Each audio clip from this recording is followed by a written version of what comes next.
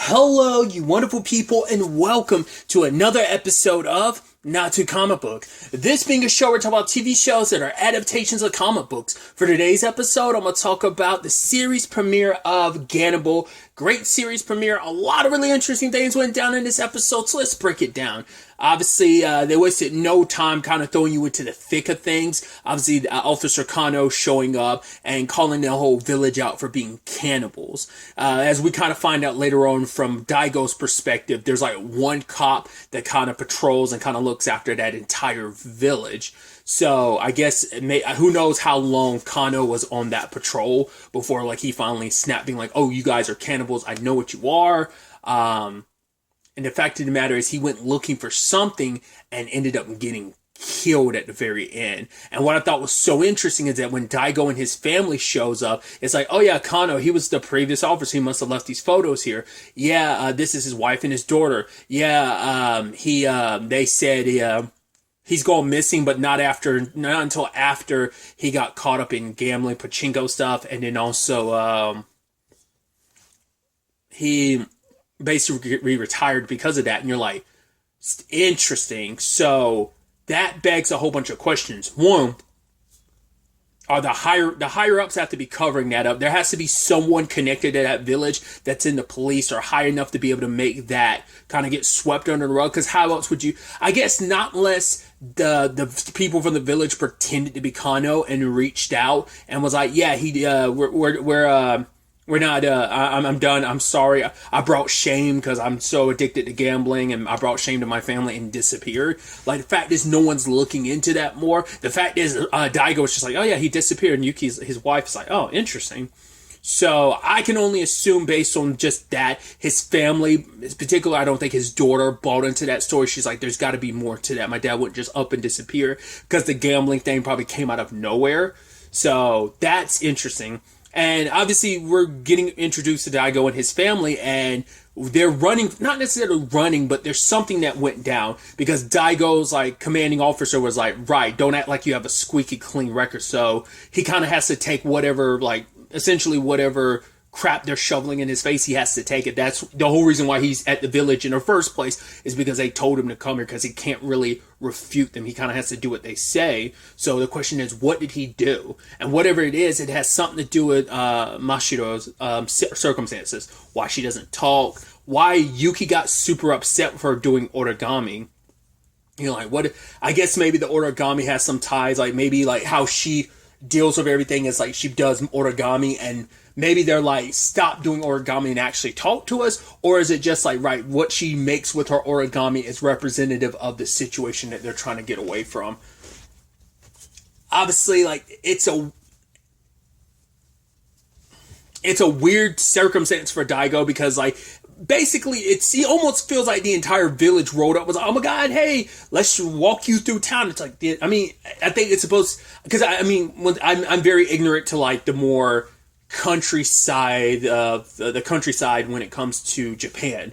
So I don't know if that's typical, like, oh, villages in the more like rural areas kind of typically do that. It's like, right, we're all in this together. Like, when we welcome people, hoping, or is it just this village being like the weird village that it is? And so, before he can even really kind of enjoy everything and just the warm welcome, he gets introduced to the Goto family and their grandmother, Jin, specifically Kisuke, who's kind of like the leader of it, which is interesting when we find out the mayor is his father, because you would have never, that doesn't seem, I mean, like, it didn't seem like that dynamic. It just seemed like they're kind of their own thing, and like the rest of the town the rest of the village kind of lets them do their thing. But apparently they're the ones with the most power. But it's even more so when you're like, oh, his father's literally the mayor, so that's probably why that family probably gets a lot more slack compared to anyone else. Because the cannibal thing, it seems like it's the entire village, but I'm curious, like, is the Goto family like at the center of that? We have no idea. But their grandmother Jin was found, and her body was mauled, and they're like, oh, it had to be a bear. But Daigo's looking at it, is like, no, like, those look like bite marks. They're like, oh, like she must have done it herself. He's like, no, if you're gonna bite yourself, you know, you'd be more so like the positioning of the teeth marks doesn't make sense. And then Kisuke and the others like rolled up on him and like pulled the guns out. They're like, whoa, you want to like talk smack about our family like that? Kind of apologize, or you could die right now. And he's like, I'm sorry. And they're like, we're messing with you. I'm like, what? They're like, ha ha ha ha, funny, huh? We all pointed we had about like over like a dozen guns pointed at you. It was funny, huh? I'm like, dude, that's what this, like, I'm not well versed in Japanese horror, like straight up just like horror. But like this, I was like, this series gives me like I'm not well versed in these franchises, but gives me a little, obviously like Resident Evil-esque, obviously like, you know, The Village as well as like 4. Village isn't 8, but also like, you know, The Village at 4. It kind of gives me an idea, but also gives me like kind of like that feeling vibe. Like, once again, not like direct correlation, but there's like that feel of like a Fatal Frame or even a Silent Hill. Probably Silent Hill is probably like the closer comparison. It's just this eerie creepiness. Because I was also curious, I was like, is this set present day? And it seems like it is, because Daigo has a cell phone, so it was like, all right, I mean, it's set relative enough day, like whether it's like present day, I don't know. I've never read the manga, so I don't know if the manga's the same way or not. But because it could be like the manga set like a little later, and maybe the TV show set present day, or maybe they both are set present day. I don't know. I think for whatever reason, I in my head I thought this was going to be set earlier in time frame wise. Like I don't know what specific date I thought it was set, but I didn't think it was going to be set present day until I just assumed it wasn't until Daigo pulled out a cell phone. I was like, oh. And it wasn't just like a regular like flip phone. It was like a smartphone. So it's like, it seems like it's relatively enough present day. Either way, their whole thing is like, hey, we're gonna like go hunt the bear that killed our grandmother. You kind of need to join us. And he kind of goes along with it because it's like, right, I need this village people to like me. So, but Yuki, you know, she's dealing with Masahiro, who ended up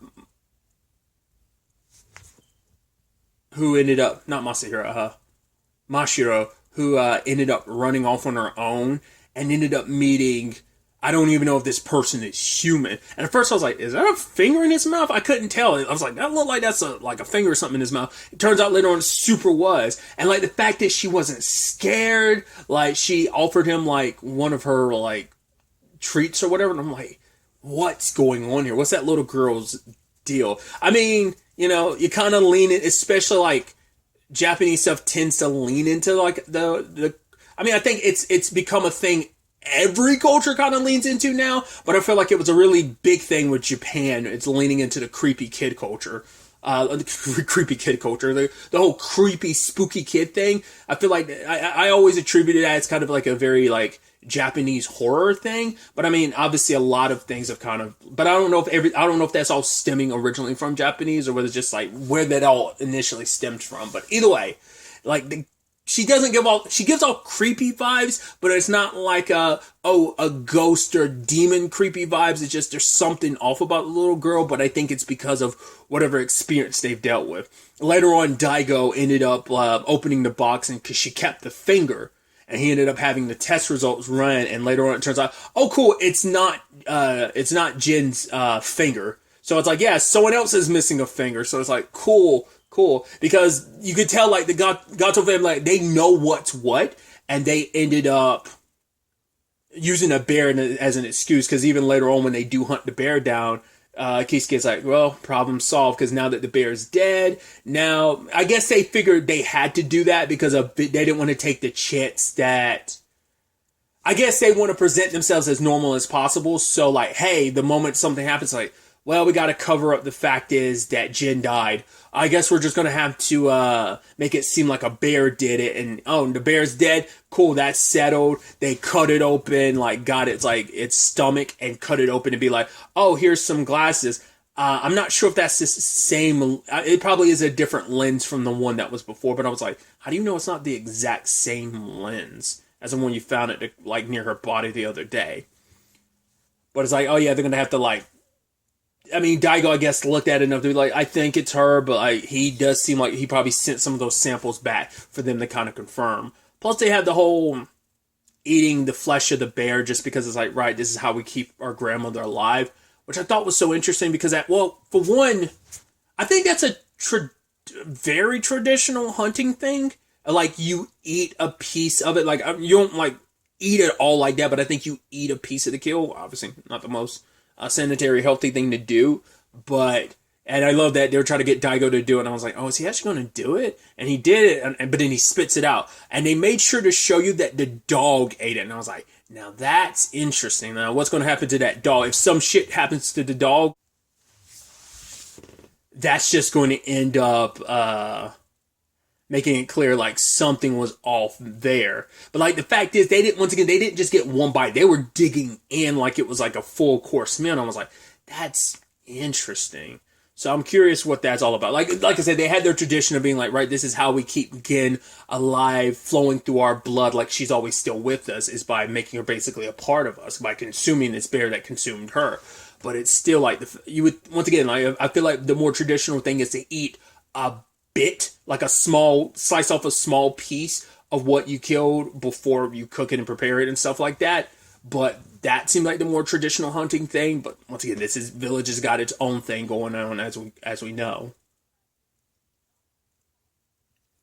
Yuki also, while she was like setting stuff up, she found that message written on like the wood frame of like in the house, and it said "run away," and it's like, huh, did Kano write that? Did he expect someone else to get sent here too? I wonder, did he replace someone else? I doubt he was the first cop sent to this area, but like, how long have cops been sent to this area? It seems like Kano might have been on his own, but it seems like Daigo might be the only one who's brought his entire family with him, potentially. Because I'm getting a feeling, just because of the end of the episode, makes me think that Kano's family wasn't with him. To be fair, like, Mashiro is a little girl. His daughter isn't. So it probably wouldn't make sense for him to relocate his entire family there. So it's probably something only he did. So I don't know. There's also, obviously, the Gato family seems like they also have, like, dissension amongst their ranks, because, like, obviously they were all drinking, so it could have just been allocated to, like, oh, like, they're drunk, like, don't worry about it. But there was, like, two of the people kind of got into it. It's like, oh, you didn't hear what he said about Jin. And it's like, someone was running. And also, like, the fact is that no one's really talking about the fact that she died. I mean, it just seemed like we're just kind of like, oh, she died, let's hunt the bear. There just didn't seem to be, like, no real mourning period, which I thought was weird.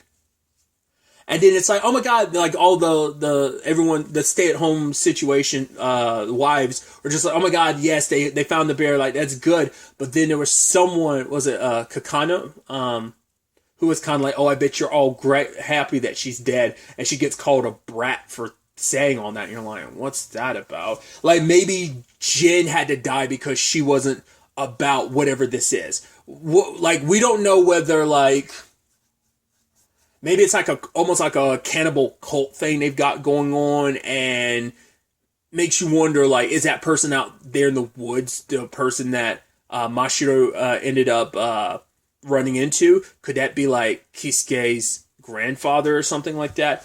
I'm curious what everyone's relation, because like Kisuke specifically said like, oh, me and my brother Yosuke's grandmother. So what about the others? Like, who are, I guess maybe they're cousins or something, like the uncles, cousins, that type of situation.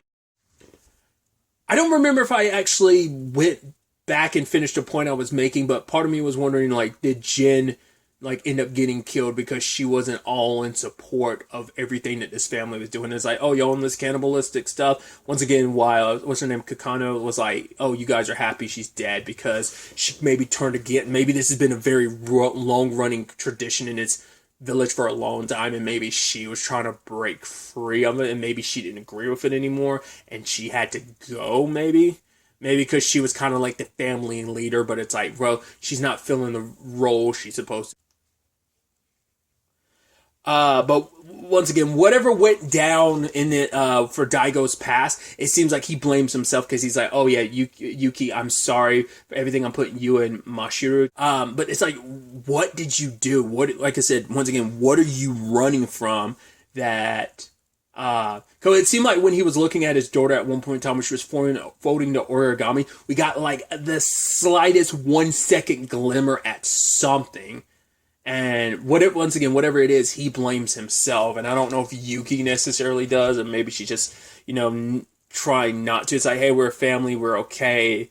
All we can do is try and find a way forward. I mean, obviously the question being like, right, will Mashiro ever talk again? And all they can do is hope and wait to see what ends up happening on that front. But the reason why I kept being like, I obviously, Kano, his family probably didn't buy into it. I could be mistaken. The woman they drove by at the end of the episode, I couldn't tell because obviously you only see her picture like once, but I'm like, is that woman at name? I was like, who is she? Because they made sure to focus on her. I was like, is that Kano's daughter? Did she come to this village to investigate, find out what happened to her father? Because this is the last, which definitely gives me like, I mean, I'm sure it happens obviously it happens in Resident Evil, like, specifically 7. I don't know if any of the other Resident Evils necessarily have that type of like, oh, someone went missing, let's investigate type of thing. Maybe some of the Silent Hills, once again, they're properties I'm not that well versed in. I know the first Fatal Frame is about like a sister went to go find her brother who went missing in an old ghost-filled house. So there's that. But I know there's also like later Fatal Frames that deal with like a whole village and everything as the player. Regardless, like I said, that's why I'm pulling from those specific, because they're Japanese horror properties that I'm like slightly, very minimally familiar with, Episode does a lot to set things up, set the groundwork up, but also make sure to set up the creepy factor of this village, letting you know, like, no, we as the audience know there's some cannibal thing going on, or at least Kano accused of there being some cannibalism. Once again, whether it's the entire village, or whether it's like a small section of them. I mean, everyone kind of hid from him when he was like banging on their doors, like trying to get inside, so... Not less that finger they found that the old man had, because he was chewing on something the moment Mashiro ended up coming across him. So it could be a situation of, it could be Kano's remains. We have no idea how long it's been since that prologue opened, like that cold opening. We have no idea how long ago that was. So I'm very interested to ultimately see where all of this ends up taking us going forward into the next episode. But really, that's all I wanted to talk about. Till the next time we meet, be happy, be safe, live life to the fullest, and enjoy it. Good day, and goodbye.